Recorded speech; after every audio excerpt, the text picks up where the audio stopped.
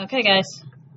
Looking at lesson 2.2 today, and I know, asking a lot. I know you guys probably don't remember a whole lot about lesson 2.1 before we left for break.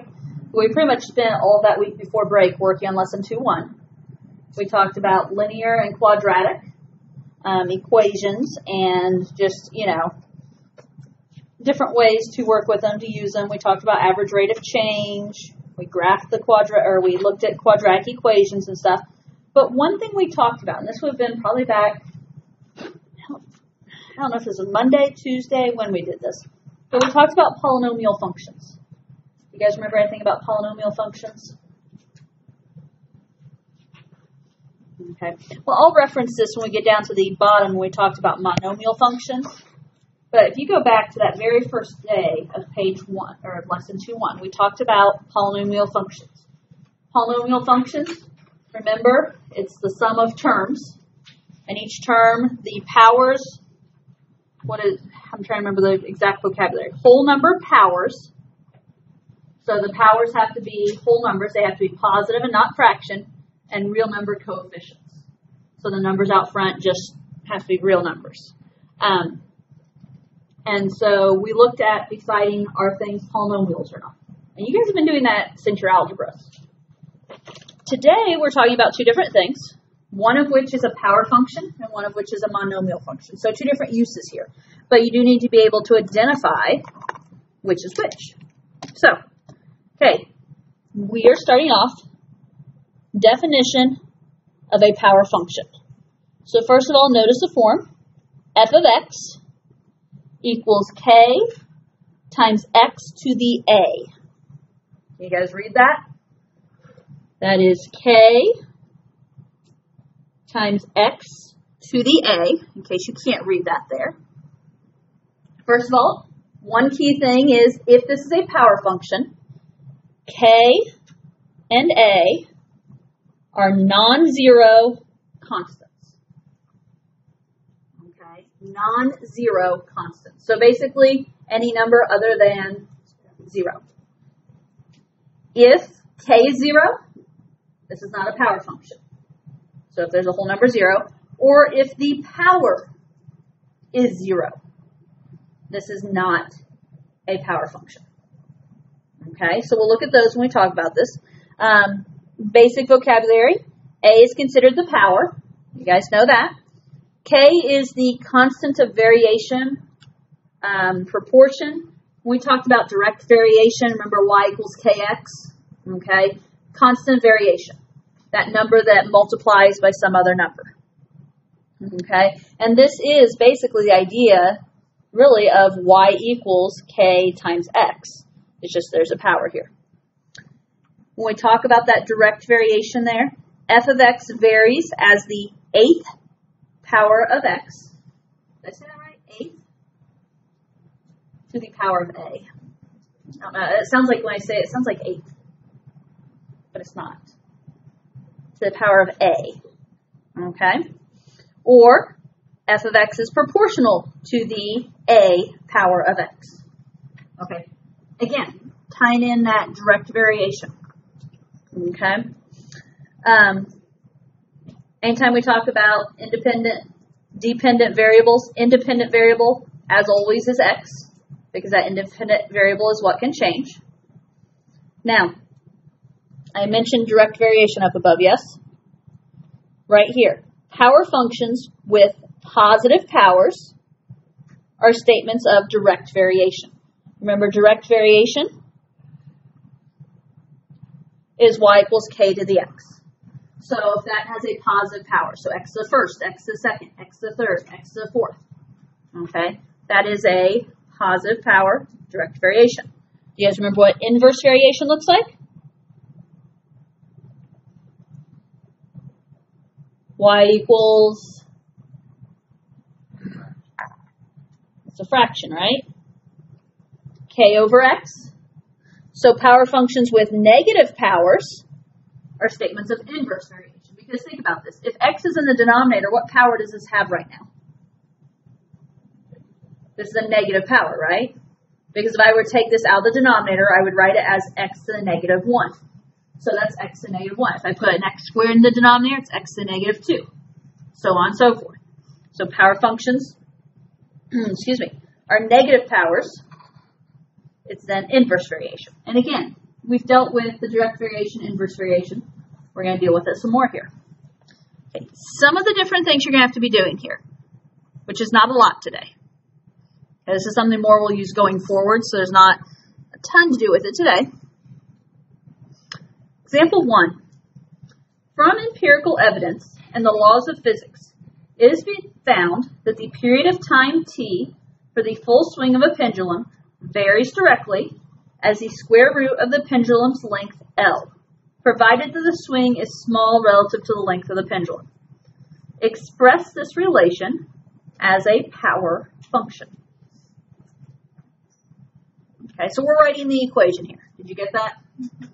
Okay, it says express this relationship as a power function. Write an equation. So what things did you guys catch here? Reread. Okay. We've got, let's see, from empirical evidence and laws of physics, it has been found that the period of time t, right? Okay. What else?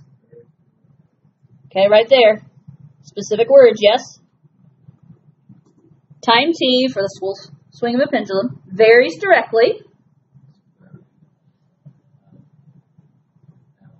Square root of the pendulum's length L, provided that the swing is small relative to the length of the pendulum.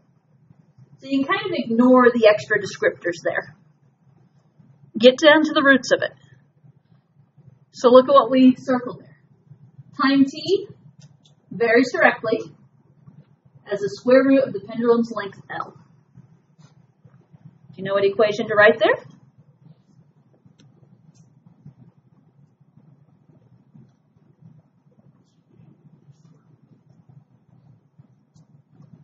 What did you say?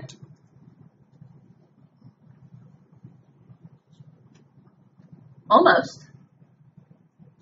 So let me throw in that when it says direct variation, if this says y varies directly with x, then remember if y varies directly with x, it's y equals kx.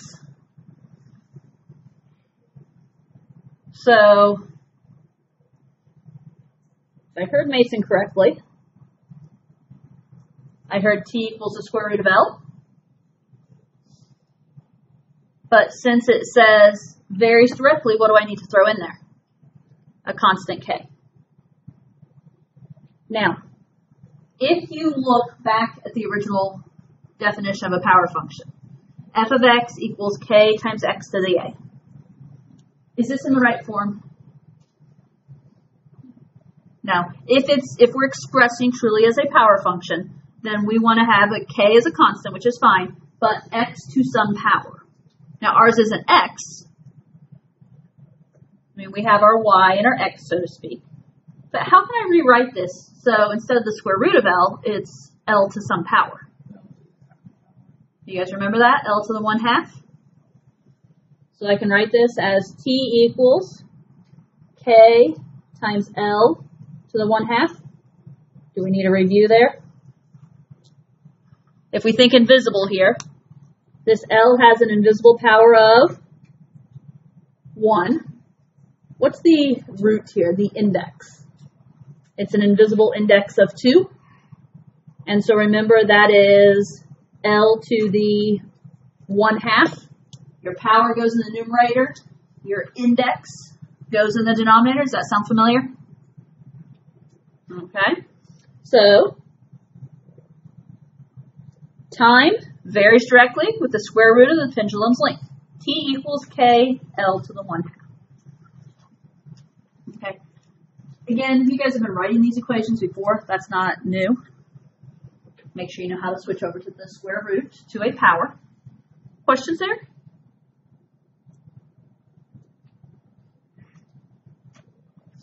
Okay. Example 2 asks us to take each of these examples, state the power and constant variation for the following power functions. And remember again, what's a power function look like?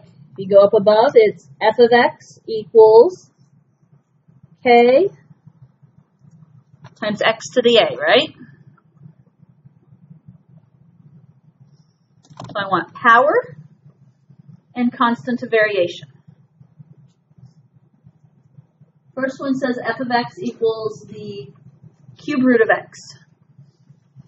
What do you guys know about the cube root of x?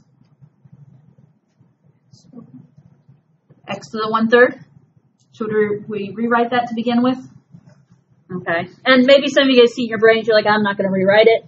But for the benefit of the rest of us, realize the cube root of x is the same thing as saying x to the 1/3.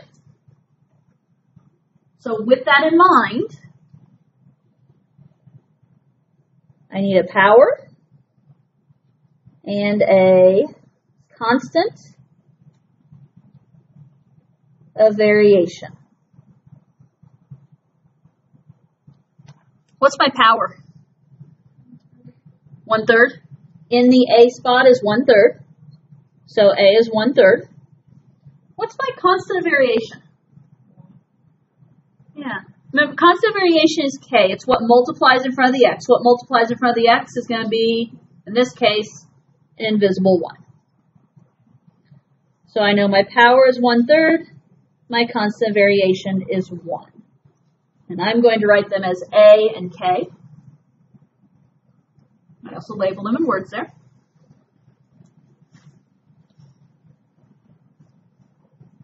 So b, g of x equals 2 over x squared is what that says.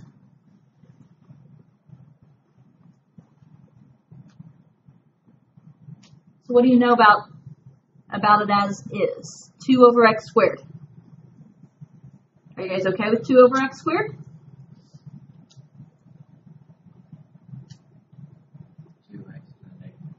Yeah, how do we get that x squared out of the denominator? You give it a negative exponent when you cross that fraction line. So this can be rewritten as g of x equals 2x to the negative 2. If that's the case, class, what's my power? Negative 2. What's my constant of variation? 2.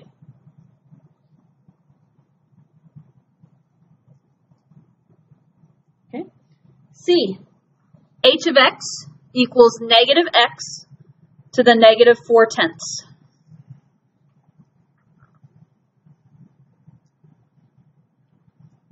Do I need to rewrite this one?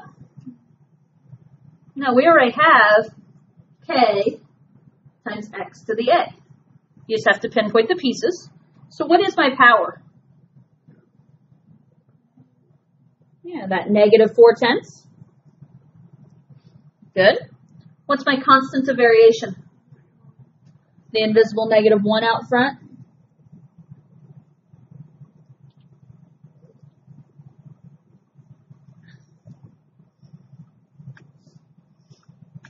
Okay. D, m of x equals negative 3.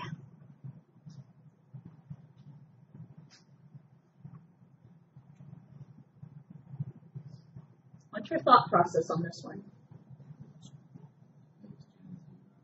Okay, so right now I currently have no x, do I? How do we put an x in there even though there's not one? There could be an x to the 0, because anything raised to the power of 0 becomes a 1, right?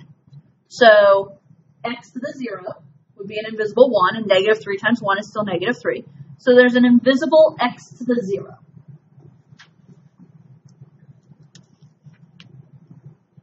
What's your thought here? What's my power? Okay, my power, according to this, a would be 0. So what's the definition up top, at the very top of your page, say about power functions? F of x equals k times x to the a, where k and a are non-zero. So what are we saying here? Is a allowed to be 0? No. So what do you know about this one? This is not a power function.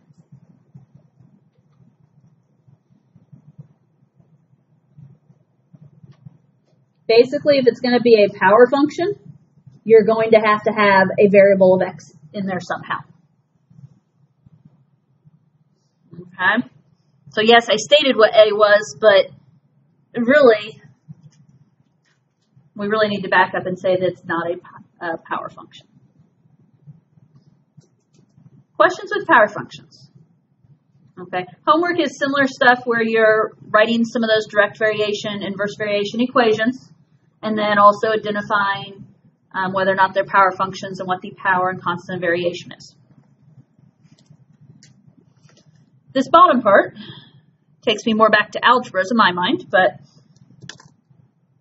you have to be very careful here. Notice, what does it say? Now, instead of a power function, I'm going to talk about a monomial function. Gives us two options on monomial function.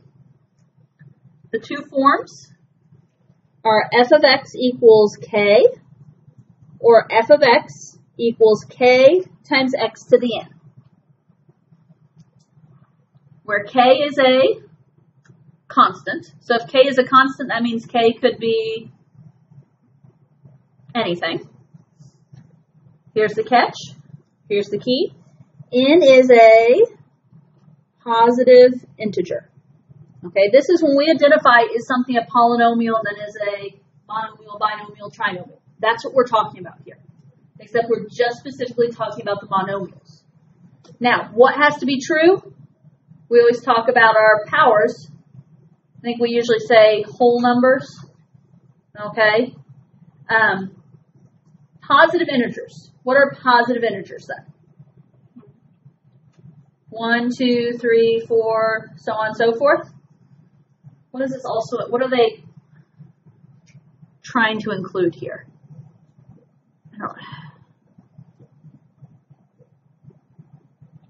I guess it doesn't, well, okay.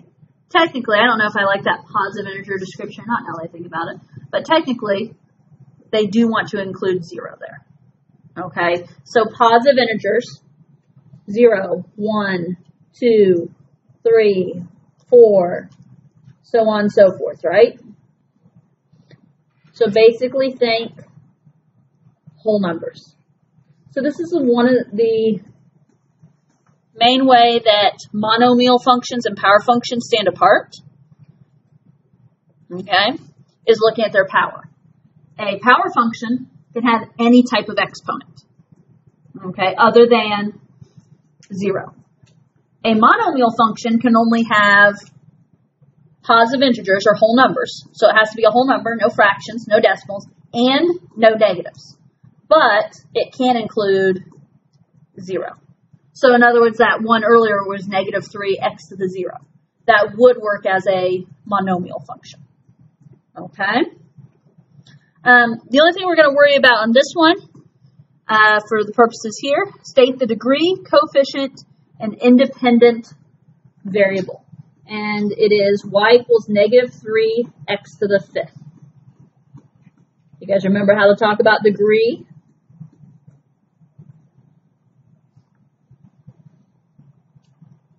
Go ahead and write this down. Degree, coefficient, and independent variable.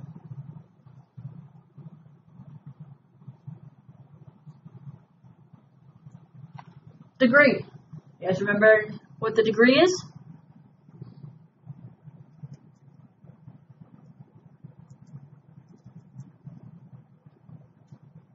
Degree.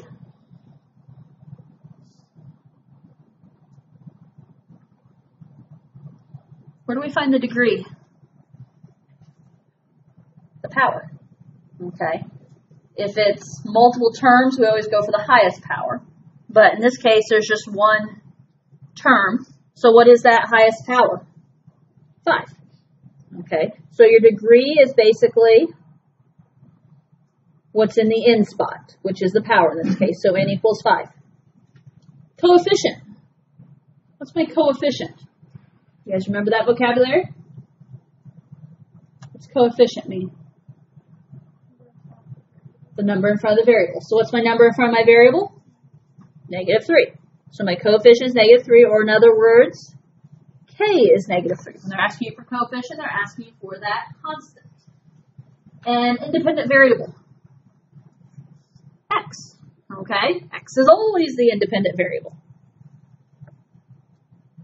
And so those are the answer pieces I am looking for there.